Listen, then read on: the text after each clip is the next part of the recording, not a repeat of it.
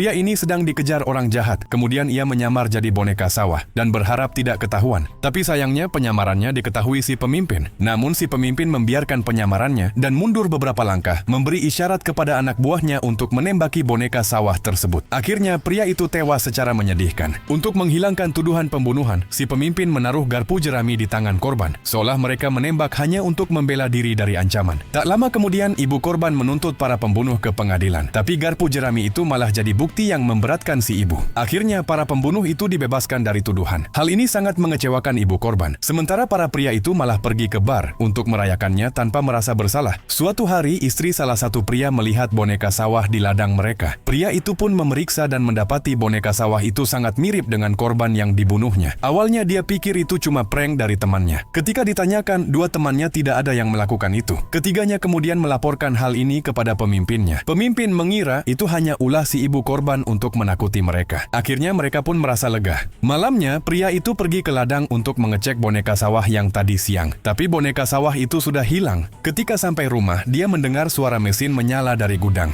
Ketika dia mematikan mesin itu, beberapa jerami jatuh dari atas. Dia naik ke lantai 2 untuk mengecek, namun mesin menyala secara tiba-tiba. Pria itu pun kaget dan terjatuh ke dalam mesin tersebut. Keesokannya, si pemimpin mendengar berita tersebut dan datang ke tempat kejadian. Dua pria lainnya sangat ketakutan, tapi pemimpin menganggap ini hanyalah sebuah kecelakaan. Saat pria kedua hendak pulang, ia melihat boneka sawah yang dikenalnya. Dia sangat ketakutan dan melaporkannya kepada si pemimpin. Namun saat mereka kembali untuk mengecek, boneka sawah sudah menghilang. Keesokan harinya saat pria itu memberi makan babi, dia mendengar suara aneh dari belakang. Dia sangat ketakutan dan bersembunyi di lumbung sampai suara itu hilang. Ketika hendak keluar, ternyata pintu lumbung terkunci dan alat pengangkut tiba-tiba menyala. Gandum mulai mengalir ke dalam lumbung dan pria itu akhirnya terkubur hidup-hidup. Pria ketiga ini sangat ketakutan dan ingin menyerahkan diri, tapi si pemimpin tidak setuju. Dia lalu menipu pria ketiga untuk pergi ke sebuah tempat. Di sana pemimpin mengambil sekop dan mengubur pria itu, lalu meninggalkannya. Namun di perjalanan, pemimpin melihat bayangan dari boneka sawah dan langsung mengejarnya. Tiba-tiba forklift di belakangnya menyala dan melaju ke arahnya. Dia pun berlari ketakutan dan menabrak boneka sawah yang membawa garpu.